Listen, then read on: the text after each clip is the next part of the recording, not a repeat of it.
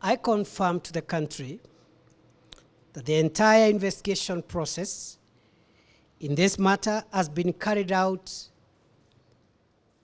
with utmost professionalism, dispassionately, and in a manner that reflects the policy guidelines of this administration of handling criminal investigations and how suspects of crime should be treated by the police.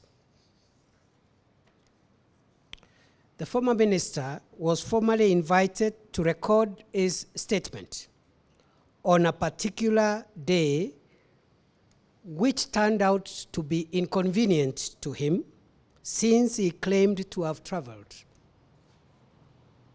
Subsequently, he was asked to indicate another day and time upon his arrival when he would be available. Eventually, he appeared at the DCI headquarters along Kiambu Road on Monday, the 6th of March, 2023, which was a day and time of his choice and convenience. Fellow Kenyans, this is a major departure from how the police have treated suspects of crime under the previous administration, especially if these suspects were politically exposed persons. Such suspects would be apprehended at night, inhumanly mishandled in the presence of family members and guests, and treated with high drama.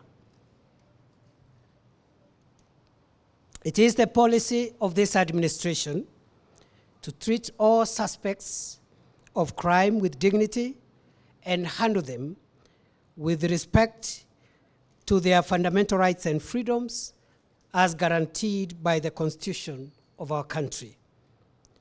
Unless one has committed a cognizable offense of serious gravity, or the suspect poses a serious immediate risk to both the public and the officers arresting that person,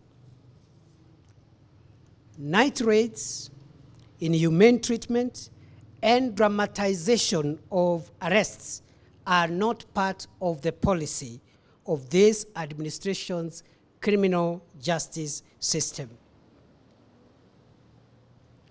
Violation of this policy guidelines by any security officer will attract punitive actions against any culpable officer who tries to excessively dramatize ordinary arrests of crimes that do not pose immediate and grave risks on the officers or the members of the public, invading people's homes in the wee hours of the night,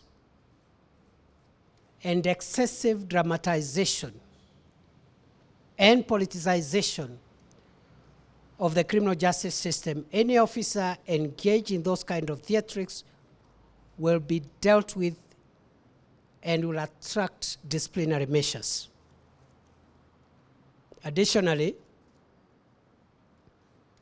we are developing guidelines to improve on the speed of recording statements to ensure that suspects are not only treated humanely and respectfully, but they are also served expeditiously. Going forward, these guidelines will form part of the service charter for all security agencies charged with investigating crime and the processing of suspects for arraignment. These standards shall apply to all persons under investigations, regardless of their rank and standing in the society, on the basis of equality guaranteed in the Bill of Rights in our Constitution. Further, the government policy will entail the absolute respect for the rule of law, regard for all constitutional organs, and respect for all independent offices of our country.